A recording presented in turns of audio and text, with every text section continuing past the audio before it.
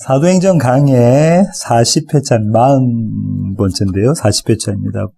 사도행전 11장 1절부터 18절의 말씀을 갖고 잠잠이라는 제목으로 함께 나누기를 원합니다. 부제목은 내가 누구이기에입니다. 요즘은 잠잠이라는 단어가 신문 기사의 제목으로 타이틀로 자주 등장합니다. 제가 한번 읽어보면 이런 제목들을 갖고 있는데요. 잠잠해질만 하면 확진자 속출. 잠잠해지면 또 교회, 왜 그곳에서 집단 감염 잦나. 잠잠했던 교회발 집단 감염 또 터졌다. 교회와 연결돼가지고 코로나19 이 집단 감염이 계속해서 발생하는 것. 이런 제목들이 요새 자주 등장합니다. 우리로서는 썩 유쾌하지 않은 내용인데요. 잠잠하다라는 단어를 사전에 찾아보면 국어사전에서 이런 뜻 갖고 있습니다. 요란하거나 시끄럽지 않고 아무 소리도 없이 조용하다. 요란하거나 시끄럽지 않고 아무 소리도 없이 조용하다. 그런데요, 이 잠잠이라는 이 잠이라는 단어가 한자어인데요. 어떤 잠이냐면 잠길 잠입니다. 잠수할 때 그 잠이에요. 물에 잠기다 할 때가 잠수잖아요. 그 잠김. 그러니까 이 잠이란 얘기는 이 잠기다 또 잠기다라는 거죠. 잠기고 또 잠긴 상태, 그 상태가 잠잠하다라는 상태입니다. 이런 한자어로 보면 어떤 뉘앙스냐면요. 도대체 어떤 소리도 낼 수 없는 그런 상태가 잠잠한 상태라는 거죠. 잠잠하다, 잠잠. 오늘 나눌 내용은 이 잠잠과 관련 있는 내용입니다. 지난 2시간에 걸쳐서 우리는 가이사라에서 일어난 놀라운 사건, 아주 기막힌 사건에 대해서 나눴었습니다. 이방인 고넬료와 그 자리에 모인 사람들이 성령을 받고요. 유대인들처럼. 그 모습을 목격한 사도 베드로가 그들에게 침례를 베풉니다. 물침례를 베풀죠. 그리고 바로 그 사건이 원인이 된 사건이 오늘 에피소드에 있는 이 사건입니다. 그 사건이 없었으면 오늘 이 사건도 없었다는 얘기인 거죠. 오늘의 에피소드는 이렇게 시작하는데요. 1절 한번 보시겠습니다. 유대에 있는 사도들과 형제들이 이방인들도 하나님의 말씀을 받았다함을 들었더니 누가요? 사도들과 형제들이, 유대에 있는 사도들과 형제들이, 교회 공동체가 이런 얘기를 들었다는 거죠. 어떻게 했다고 하냐면 들었다는 거예요. 예, 동사는 들었다고 돼 있죠. 무엇을 들었다고 합니까? 도대체 그들이 들은 건 무엇입니까? 이방인들도 하나님의 말씀을 받았다는 사실. 그 사실을 들었다고 하네요. 이 소식이 이 교회 공동체, 초대교회, 예루살렘 교회의 위기를 가지고 오는데요. 그 위기가 이렇습니다. 2절입니다. 베드로가 예루살렘에 올라갔을 때 할례자들이 비난하여, 할례자들과 베드로와의 갈등이 있죠. 여기서 할례자가 누군가라는 것 갖고 신학자들이 또 논쟁이 있는데요. 일부 신학자들은 이렇게 생각합니다. 할례당이나 또는 할례를 고집하는 율법주의자들, 예수를 믿는 그리스도인이긴 하지만 할례를 고집하는 율법주의자들이다. 이렇게 보는 시각이 있습니다. 물론 가능한 해석인데요. 대체로 대부분의 신학자들은 어떻게 해석을 하냐면요. 이들은 율법을 지키면서 사는 그리스도 예수를 믿는 유대인들이다. 이렇게 보죠. 저와 여러분과 같은 그런 그리스도인이라는 거예요. 그런데 당시로서는 율법을 지켜가면서 살았던 그런 사람들이라는 거죠. 우리가 그 정황을 생각해보면 충분히 그럴 수 있습니다. 그죠? 예, 그럴 수 있습니다. 그때가 이제 막 기독교가 생겼던 그 시점이거든요. 그런데요, 이 할례자들과 베드로 간에 이 갈등이 있는데요. 그래서 할례자들이 베드로를 비난하는데 이 비난의 수위가 아주 높습니다. 뭐 어떻게 비난을 하냐면요. 이렇게 비난을 하잖아요. 3절 한번 가보실까요? 이르되 내가 무할례자의 집에 들어가 함께 먹었다 하니. 어떤 사람들, 다시 말하면 초대교회의 교인들이, 성도들이 지금 누구를 비난하는 거예요? 베드로를 비난합니다.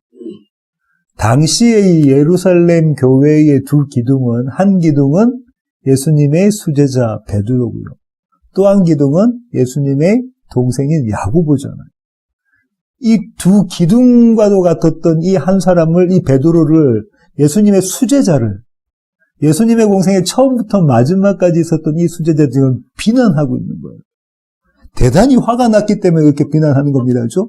감히 베드로를 지금 비난하고 있다니까요. 그런데요, 그들이 이렇게 베드로를 비난한 것은, 이 비난한 것은 이미 그들이 받았던 비난과도 같습니다. 누가복음 5장 29절부터 32절 한번 가보실까요?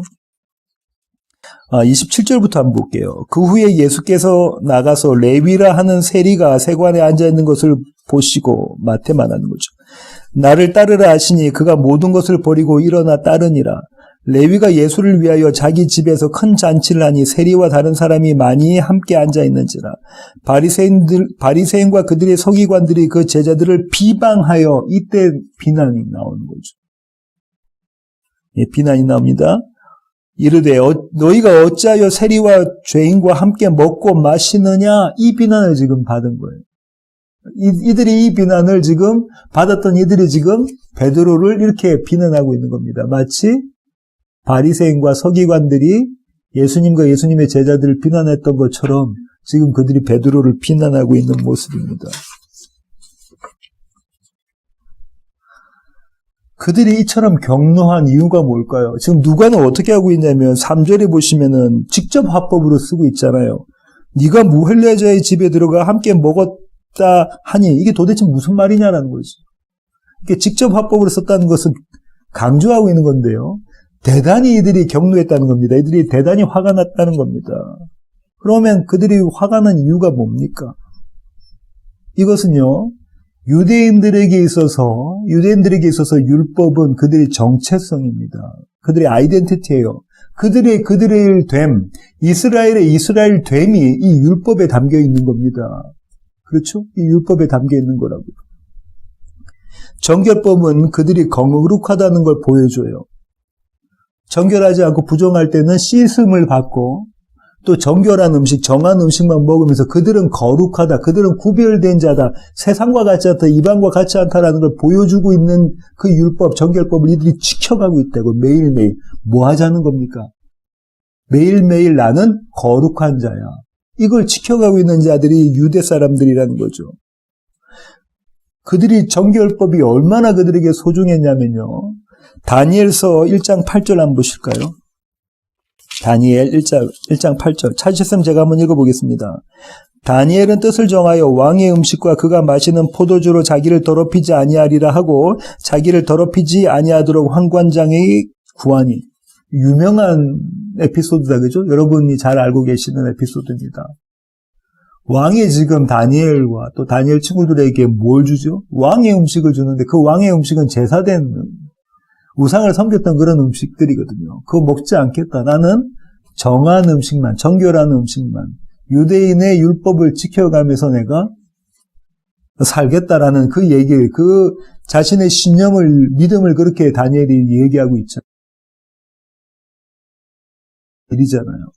유대의 사람들에게는 이 정체성이 있었습니다. 이 정체성이 있었어요. 그러니까는 거룩이라는 것이 한편으로는 그들에게 자랑도 되는 거예요. 우리는 저 이방인과는 달라. 우리는 저 부정한 음식을 먹는 저 부정한 사람들과는 달라. 우리는 택함 받은 백성이야라는 그 자랑도 있고, 또 다른 한편으로는 이들은 만약 우리가 그 거룩을 잃어버린다면 하나님께 버림받지는 않을까라는 두려움도 있었던 자들입니다. 왜냐하면 그렇게 하나님께서 질책을 하셨잖아요. 선지서에서 계속해서. 그 두려움도 있었던 자들인 거예요. 그렇게 생각해보면 이들이 이렇게 화를 내는 이유는 당연한 겁니다. 그 정황 가운데서 이 할례받은 이스라엘의 초대교회의 교인들이 베드로에게 화를 내는 건 당연해요. 왜요?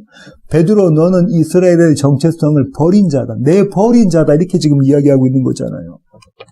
너는 부정한 자야. 부정한 자들과 어울려서 밥을 먹고 했으니까 너는 부정한 자야라고 이야기하고 있는 거잖아요. 그러니까 베드로는 그들에게 입장에서 보면 비난받아 마땅한 자라는 거예요. 우리는 충분히 그 상황을 이해할 수 있습니다. 그죠? 우리가 그런 형편과 상황 가운데 있으면 우리도 이들처럼 비난했단 말이죠. 이스라엘 됨을 포기한 자를 비난할 수밖에 없잖아요. 왜냐하면 이스라엘이 그들에게 자랑이었고 이스라엘이 그들에게 구원의 이유였으니까요. 이런 비난을 받은 베드로가 이제부터 해명을 하는데요. 왜 이런 일이 일어났는가 자초지정을 설명합니다. 4절 한번 보실까요? 베드로가 그들에게 이 일을 차례로 설명하여 순서대로 이야기를 해준다는 거예요. 하나님께서 이루신 일들을 순서대로 이야기한다는 거예요. 그러니까 너희가 좀 잘 들어봐. 너희가 이렇게 화만 내지 말고 한번 잘 들어봐. 이렇게 지금 이야기하고 있는 거죠. 그리고 5절부터 10절까지 그가 봤던 환상을 이야기합니다. 제가 한번 읽어볼게요. 이르되 내가 욥바시에서 기도할 때에 황홀한 중에 환상을 보니 큰 보자기 같은 그릇이 내 귀에 매어 하늘로부터 내려 내 앞에까지 드리워지거늘 이것을 주목하여 보니 땅에 네 발 가진 것과 들짐승과 기는 것과 공중에 나는 것들이 보이더라. 또 들으니 소리 있어 내게 이르되 베드로야 일어나 잡아먹으라 하거늘 내가 이르되 주님 그럴 수 없나이다. 속되거나 깨끗하지 아니한 것은 결코 내 입에 들어간 일이 없나이다 하니 하나님이 깨끗하게 하신 것을 네가 속되다고 하지 말라 하더라. 이런 일이 3번 있은 후에 모든 것이 다시 하늘로 끌려 올라가더라. 베드로가 자신이 보았던 환상에 대해서 이야기를 합니다. 무엇이라고 지금 베드로가 이야기냐면 하늘로부터 내려온 보자기 같은 거. 어디로부터 내려왔다고요? 하늘로부터 내려왔다. 소리도 들었다고 하죠. 어디로부터 내려온 소리? 하늘로부터 들리는 소리를 본인이 들었다고 이야기합니다. 베드로가 지금 뭐 이야기하는 거냐면 내가 본 이 환상은 하나님이 내게 보여주신 것이야. 하나님의 일이야.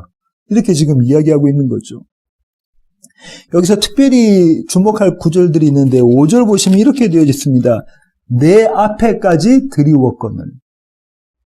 앞선 10장에 있는 환상에서는 이 표현이 없어요. 그냥 땅에 드리웠더라, 땅으로 드리웠더라까지만 있는데 지금 베드로가 뭐라고 이 초대교회 교인들에게 이야기하고 있냐면 그 보자기 같은 것이 내 앞에까지 드리워졌다라고 이야기하죠. 그럼 무슨 말입니까?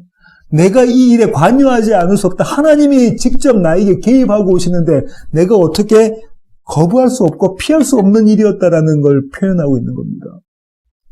또 한 가지가 더 앞에 있는 환상과 조금 다르게 표현된 게 있는데요. 뭐라고 있냐면 8절에 보시면 결코 내 입에 들어간 일이 없나이다. 베드로가 하나님께 이렇게 대꾸했다는 거잖아요. 하나님, 결코 나는 이 부정한 것을 내 입에 넣어본 적이 없다는 거예요. 앞에 환상에 10장에는 환상에서는 뭐라고 되어 있냐면 결코 먹지 아니하였나이다인데 지금 베드로는 먹어서 삼킨 것이 아니라 내 입에조차도 내가 넣어보지도 않았다. 이렇게 지금 이야기하는 거죠. 무엇 말하고 있는 거냐면 내가 할 수 있는 한 저항했다는 거예요. 거부했다는 거예요. 율법을 어기지 않으려고 내가 노력하고 경주했다. 이렇게 베드로가 지금 이야기하는 거잖아요. 그럼에도 불구하고 하나님이 이 일을 하셨다. 베드로가 지금 이 얘기하는 겁니다. 그러고 난 다음에 베드로는 본인이 본 하나님께서 주신 환상에 대한 이야기를 10절까지 이렇게 이야기하고 11절과 12절에 본인이 직접 받은, 베드로가 직접 받은 하나님의 명령에 대한 이야기를 하는데요. 11절과 12절입니다. 마침 세 사람이 내가 유숙한 집에 서 있으니 가이사랴에서 내게로 보낸 사람이라 성령이 내게 명하사 아무 의심하지 말고 함께 가라 하심에 이 6 형제도 나와 함께 가서 그 사람의 집에 들어가니. 누가 명령하셨다고 하죠? 성령이 명령하셨다고. 성령이 내게 직접 명령하셨다는 거예요. 하나님이 하셨다는 일입니다. 이건 내가 한 일이 아니라 하나님이 하셨던 일이야. 그 자리에 누구가 있었어요? 할례 받던 6명이 더 있었다. 그럼 할례자가 다 7명이었다는 거예요. 그 다음에 가이사랴에서 보내온 종과 부하, 고넬료의 종과 부하까지 합치면 총 10명이 그렇게 지금 다시 가이사랴로 동행해서 갔다고 이야기하는 거죠. 지금 계속 베드로가 이야기합니다. 하나님이 내게 환상을 보여주셔서 하나님의 음성을 들려주시고 그리고 하나님이 내게 직접 명령하셔서 그 가이사랴로 가라 떠나라라고 말씀하셨다. 나 외에도 6명의 증인이 더 있었다. 이렇게 가이사랴로 떠났는데 그 떠났을 때 하나님은 또 이들을 맞을 고넬료와 사람들을, 그 집안에 있는 사람들을 준비시킨 장면이 나옵니다. 13절과 14절 보실까요? 그가 우리에게 말하기를 천사가 내 집에 서서 말하되 내가 사람을 요바에 보내어 베드로라는 시몬을 청하라. 그가 너와 내 온 집이 구원을 받을 말씀을 내게 이르리라 함을 보았다 하거늘. 이번엔 무엇이라고 하냐면 하나님이 그들을 준비시키셨다. 내가 지금 그들을 향해서 가고 있는 그때에 하나님께서 그들을 준비시키셨다. 누가 말했다고 하죠? 누가 그들에게 이런 이야기를 했다고 합니까? 누가 준비시켰다고 합니까? 천사가 말하되. 천사가 말하되. 하나님이 하신 일이라는 거예요. 천사가 말하되. 뭐라고 지금 이야기하냐면 너와 내 온 집이 구원받을 말씀을 앞선 환상에 대한 이야기, 고넬료가 받은 환상에 대한 이야기에서는 이 구절이 없습니다. 지금 뭐라고 지금 베드로가 이야기하고 있는 거냐면 하나님께서 원하시는 것은 그들의 구원이었다. 하나님의 목적은 그들의 구원이었다라는 걸 강조하고 있는 거예요. 앞선 환상에 대한 이야기에서 뭐라고 했냐면 시몬을 청하라까지만 되어 있거든요. 근데 시몬을 청하는 이유가, 베드로를 청하는 이유가 명백히 지금 베드로의 입술을 통해서 나옵니다. 너와 내 온 집이 구원받을 말씀을 듣기 위해서. 그러고 난 다음에 이제 15절부터 17절을 보시면 이제 성령이 강림하는 그림이 그려져 있는데요. 15절부터 한번 보시겠습니다. 내가 말을 시작할 때에 성령이 그들에게 임하시기를 처음 우리에게 하신 것과 같이 하는지라. 내가 주의 말씀에 요한은 물로 침례를 베풀었으나 너희는 성령으로 침례를 받으리라 하신 것이 생각났노라. 그런즉 하나님이 우리가 주 예수 그리스도를 믿을 때에 주신 것과 같은 선물을 그를 능히 맡겠느냐 하더라. 성령이 그들에게 임하셨다고 하죠. 이건 명백히 하나님이 하셨던 일이라는 거예요. 하나님이 하신 일. 성령이 임하는 건 하나님이 하시는 일이에요. 베드로가 어떻게 할 수 없다는 얘기인 거죠. 바울은 이렇게 이야기합니다. 고린도 후서 1장 21절부터 22절입니다. 고린도 후서 찾으셨으면 제가 한번 읽어보겠습니다. 우리를 너희와 함께 그리스도 안에서 굳건하게 하시고 우리에게 기름을 부으신 이는 하나님이시니 그가 또한 우리에게 인치시고 보증으로 우리 마음에 성령을 주셨느니라. 하나님이 구원하셨던 그 사람들은 모두 다 그들에게 성령을 주셔서 보증으로 삼으셨다는 거예요. 증거로 삼으셨다는 거예요. 성령이 그들과 함께 계신 것은 그들은 구원받았다는 사실이라는 거예요. 이렇게 하나님이 하신 일이다. 베드로가 지금 뭐라고 이야기하는 겁니까? 이 네 단락에 걸쳐서 자기가 지금 일어난 일을 순서대로 이야기하면서 자기의 환상과 자기가 받은 명령과 고넬료 집안에서 준비되어져 있는 상황과 마침내 성령께서 그들에게 임하시는 모습을 본 이 모든 것들을 그 결론을 베드로는 뭐라고 이야기하냐면요. 이 일은 내가 하는 게 아니야. 이 일은 하나님이 하신 일이야. 그리고 그의 해명의 종지부를 찍는데 그 종지부가 뭐냐면 16절에서 이렇게 이야기했잖아요. 내가 주의 말씀에 요한은 물로 침례를 베풀었으나 너희는 성령으로 침례를 받으리라 하신 것이 생각나노라. 이게 또 기막힌 구절입니다. 이 구절을 누가 이야기했냐면 처음엔 침례 요한이 이야기하죠. 누가복음 3장 16절로 가보실까요? 누가복음 3장 16절 찾으셨으면 제가 한번 읽어보겠습니다. 요한이 모든 사람에게 대답하여 이르되 나는 물로 너희에게 침례를 베풀거니와 나보다 능력이 많으신 이가 오시나니 나는 그의 신발끈을 풀기도 감당하지 못하겠노라. 그는 성령과 불로 너희에게 침례를 베푸실 것이요. 침례 요한이 이 얘기를 하죠. 나는 지금 물로 너희에게 침례를 주지만 요단강에서 이 물로 침례를 주지만 내 뒤에 오실 그리스도 예수는 너희에게 성령으로 침례를 주실 것이다. 이 얘기를 침례 요한이 하죠. 주님이 이 얘기를 또 하십니다. 사도행전 1장 5절 보실까요? 4절부터 제가 한번 읽어보겠습니다. 사도행전 1장 4절부터. 사도와 함께 모이사 그들에게 분부하여 이르시되 예루살렘을 떠나지 말고 내게서 들은 바 아버지께서 약속하신 것을 기다리라. 요한은 물로 침례를 베풀었으나 너희는 몇 날이 못되어 성령으로 침례를 받으리라 하셨느니라. 너희는 몇 날이 못돼서 성령으로 침례를 받을 것이다 라고 주님 말씀하셨는데 그래서 그들이 오순절날 마가 다락방에서 침례를 받나요? 예, 성령 침례를 받습니다. 그 후에 그런 일들이 일어나죠. 초대교회에 그런 일들이 일어납니다. 그의 집안에 동일한 사건이 일어났다는 거예요.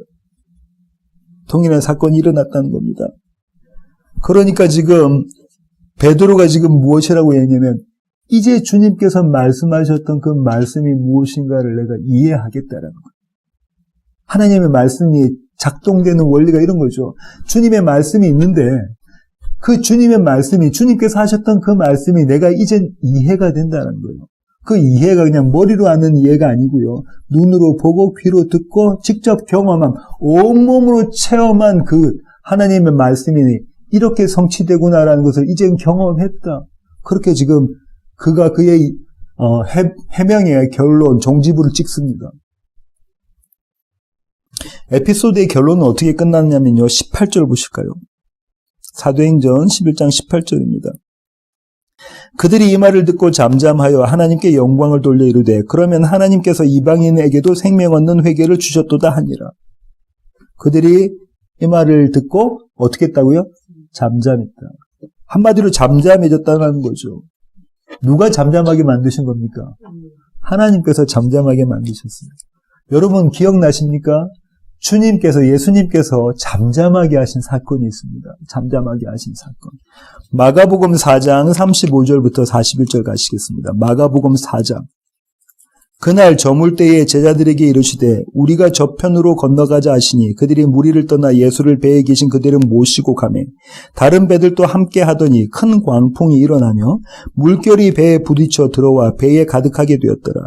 예수께서는 고물에서 베개를 메고 주무시더니 제자들이 깨우며 이르되 선생님이여 우리가 죽게 된 것을 돌보지 아니하시나이까 하니 예수께서 깨어 바람을 꾸짖으시며 바다더러 이르시되 잠잠하라 고요하라.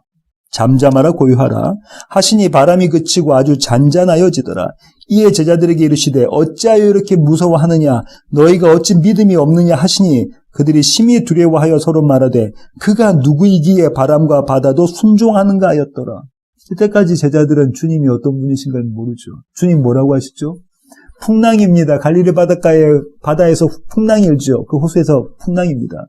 집채만한 파도가 이 배를 예수님과 제자들이 있는 배를 덮치려고 하죠. 파도가 지금 배 위에 덮쳤다고 하잖아요. 그때 주님께서 주무시고 계시니까 제자들이 주님을 깨웁니다. 주님 뭐 하죠? 잠잠하라. 고요하라 하니까는 그 바다가 주님 지금 누구에게 잠잠하라 고요하라고 말씀하시는 거예요? 바다 보고 잠잠하라 고요하라 하셨지만 지금 누구에게 말씀하시는 겁니까? 제자들에게 말씀하시는 겁니다. 그들이 믿음이 없음이 그대로 드러났잖아요. 그대로 드러나서 지금 어떻게 할 겁니까, 주님? 책임지세요. 어떻게 할 것입니까? 왜 지금 왜 저 바다 저 건너편에 건너가라고 하셔가지고 이 난리를 치게 만드십니까? 주님 어떻게 할 겁니까? 주님 뭐라고 말씀하시냐면 잠잠하라 고요하라. 잠잠하라 고요하라 말씀하시는 거예요. 베드로와 제자들에게 지금 말씀하시는 거예요. 오늘 또 온 이스라엘 교회에 초대교회의 모든 사람들이 사도를 비롯한 모든 사람들이 지금 난리가 났어요. 이게 무슨 일이냐고 소동이 났어요. 어떻게 무할례자들하고 같이 밥을 먹을 수 있느냐. 이게 도대체 무슨 일이냐. 우리를 왜 부정하게 만들었느냐. 이렇게 난리가 났을 때 주님 뭐라고 하시냐면 잠잠하라 고요하라 하시는 거예요. 그들이 잠잠해지고 고요해졌다. 하나님이 하신 일이다라는 걸 쫙 보여주니까 그들이 잠잠해지고 고요해졌다는 거예요. 여기까지가 에피소드의 내용입니다. 이 에피소드는 의미를 갖고 있는데 어떤 의미를 갖고 있느냐면요. 이 모습이 성도의 삶이라는 거예요. 그리고 그 삶의 결론이 뭐냐면 지금 베드로가 한 이야기 속에 있습니다. 삶의 결론이 뭐냐면 베드로가 유대인들에게 초대교회에 있는 유대인들에게 할례 받은 자들에게 던진 한마디에 성도의 삶의 결론이 있어요. 그게 뭐냐면 내가 누구이기에 성도의 마지막은 어떤 모습으로 끝난다고요? 내가 누구이기에 이 결론에 도달한 이 베드로가 그 출발점은 어떻게 됐었냐면요. 8절 한번 가보실까요? 다시 사도행전 11장 오셔서 8절 보십시오. 결코 내 입에 들어간 일이 없나이다. 주님, 부정한 것은 결코 내 입에 들어간 적이 없어요. 내가 누구이기에라는 결론에 도달하기 전 출발점은, 그 시작점은 주님 결단코 그럴 수 없습니다. 내 입에 그걸 내가 넣을 수가 없습니다로 시작했던 자라고요. 베드로. 무슨 뜻이냐면 하나님의 명령일지라도 저는 그 명령을 따르지 못하겠어요. 순종하지 못하겠어요. 나는 이스라엘이거든요. 나는 나의 의가 중요하거든요. 나는 나가 중요하거든요. 이렇게 외쳤던 자가 베드로였습니다. 근데 그렇게 고집불통이었던 자, 다시 말해 자신의 의로 살았던 자, 그 의를 자기의 방패로, 자기의 영광으로 그렇게 살았던 자, 그 자를 깨우쳐 가시는 하나님의 모습이 오늘 그림에 담겨져 있습니다. 그래서 잔 스타튼 목사님은 이 모습을 어떻게 표현하시냐면요. 베드로를 무너뜨리시는 하나님으로 표현하고 있습니다. 베드로를 무너뜨리시는 하나님. 4단계로 표현하고 있는데요. 그가 아까 이야기했던 것처럼 신적 환상이 있죠. 하나님께서 베드로에게 환상을 보여주시고 신적 명령이 있습니다. 하나님께서 베드로에게 직접 명령하시고 가이사랴로 가, 안심하고 가. 하나님께서 고넬료를 준비시켜 주셔서 베드로를 맞게 하시고 하나님께서 직접 몸소 그 자리에 임하셨다. 성령으로 임하셨다. 성령 침례를 주셨다. 성령이 강림하셨다. 이 4단계를 통해서 베드로는 하나님 앞에 무릎이 꿇립니다. 나는 결코 그 일을 못하겠소 했던 그가 뭐라고요? 내가 누구이기에 하나님의 일을 막을 수 있으냐. 이렇게 무릎을 꿇는 모습인 거죠. 박영선 목사님은 이 모습을 어떻게 이야기하시냐면 저와 여러분이 다음 주부터 나눌 이렇게 표현하시거든요. 하나님의 설복. 하나님이 우리를 설득해 가시는 과정이 저와 여러분의 삶이라는 거예요. 하나님이 당신의 열심으로 저와 여러분을 설득해 가셔서 나는 절대 그럴 수 없습니다. 내 입에 그 더러운 것을 넣을 수 없어요 하는 내 의로 가득 찼던 나를 내가 누구이기에 하나님이 나에게 하시는 그 일을 내가 막을 수 있습니까? 하는 자로 만들어내신다는 거죠. 오늘 설교의 결론을 맺도록 하겠습니다. 성도의 날마다의 삶이 바로 이런 모습입니다. 우리는 날마다 어떻게 시작하냐면요. 주님 그럴 수 없나이다. 내가 속되고 깨끗하지 아니한 것은 결코 내 입 안에 넣지를 않았습니다. 이 의로 출발하는 자들이 저와 여러분입니다. 매일매일 이러지 않습니까? 아내에 대해서도 남편에 대해서도 자식에 대해서도 부모에 대해서도 동료 간에도 교회에 있는 식구들 간에도 우리 다 이런 모습 아닙니까? 저는 이런 모습. 내가 결코 그 속된 거 깨끗하지 못한 거 더러운 걸 내 입에 넣지 않았다니까요. 이 모습으로 살아갑니다. 내가 주인 돼서 이렇게 살아가고 있어요. 주님 먹으라 하시는 그때에. 이게 저와 여러분의 출발점입니다.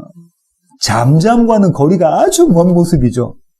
잠잠하다와는 아주 거리가 먼 모습. 나의 의를 있는 힘껏 용을 써서 쏟아내는 모습이 저와 여러분의 매일의 삶의 모습입니다. 베드로는 이 이후로는 안 그랬을까요? 아니 또 그럽니다. 이렇게까지 경험한 베드로가 똑같이 해요. 갈라디아서 2장 11절부터 13절 보시겠습니다. 갈라디아서 2장 11절부터 13절 찾으셨으면 제가 한번 읽어보겠습니다. 게바가 베드로가 안디옥에 이르렀을 때에 책망받을 일이 있기로 내가 그를 대면하여 책망하였노라. 야고보에게서 온 어떤 이들이 이르기 전에 게바가 이방인과 함께 먹다가 그들이 오매 그가 할례자들을 두려워하여 떠나 물러가매 남은 유대인들도 그와 같이 외식함으로 바나바도 그들의 외식에 유혹되었느니라. 지금 뭐라고 해요? 베드로도 바나바도 그 유명한 쟁쟁한 인물들입니다. 그죠? 사도들. 그들 그 다음에 또 다른 그리스도인들. 이 다른 그리스도인들은 지도자급인 거예요.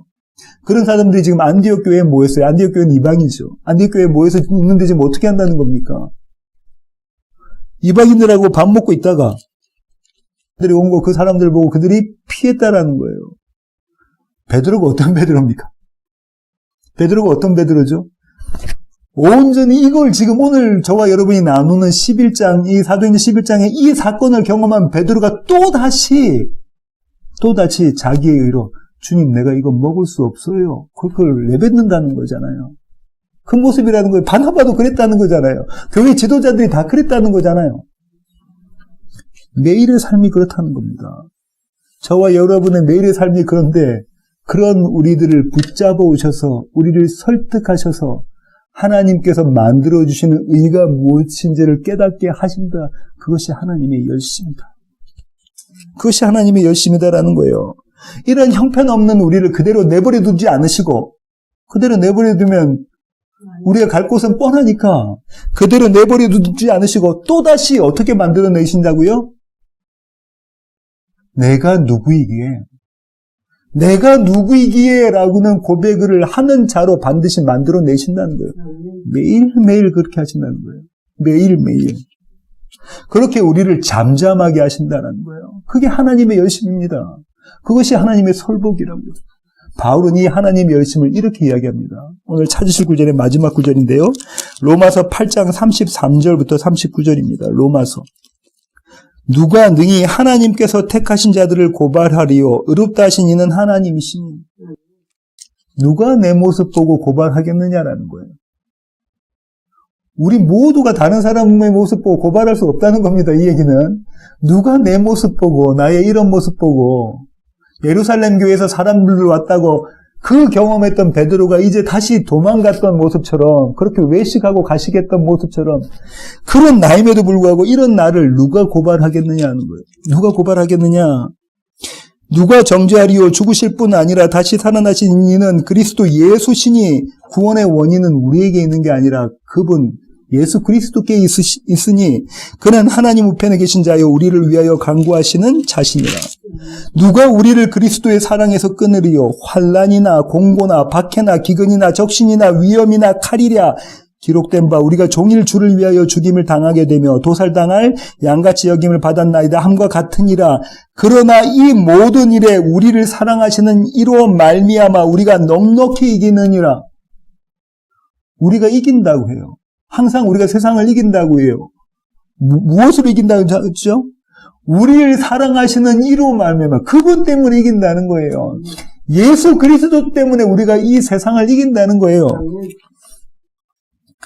내가 확신하노니 사망이나 생명이나 천사들이나 권세자들이나 현재의 일이나 장래일이나 능력이나 높음이나 깊음이나 다른 어떤 피조물이라도 우리를 우리 주 그리스도 예수 안에 있는 하나님의 사랑에서 끊을 수 없으리라. 하나님의 그 사랑에서 우리를 끊을 수 없으리라. 이 하나님의 열심이 저와 여러분을 주님 저는 이거 죽었다 깨어나도 먹을 수 없습니다 했던 그 자를 내가 누구이기에 하나님의 그 하시는 일을 막을 수 있는 내가 도대체 누구이기에 내가 도대체 뭐기에 그렇게 잠잠하게 하는 자로 만들어내십니다. 이 하나님의 은혜와 열심으로 살아가시는 세워지는 교회 모든 지체들 되기를 원합니다. 기도하시겠습니다. 주님 그렇습니다. 하나님 우리의 모습은 날마다 주님 결단코 그럴 수 없습니다로 출발합니다. 우리의 상황과 환경 속에서 우리가 만나는 사람 가운데서 우리는 이 모습으로 출발합니다. 하지만 주님 이런 우리를 그대로 내버려 두지 않으시고 마침내 우리로 하여금 내가 누구이기에 라는 고백을 하는 잠잠한 자로 만들어내십니다. 하나님 이것이 은혜입니다. 날마다 온몸으로 이 은혜를 깨달아 알아가는 우리 세워지는 위에 모든 지체들 되게 하여 주시옵소서.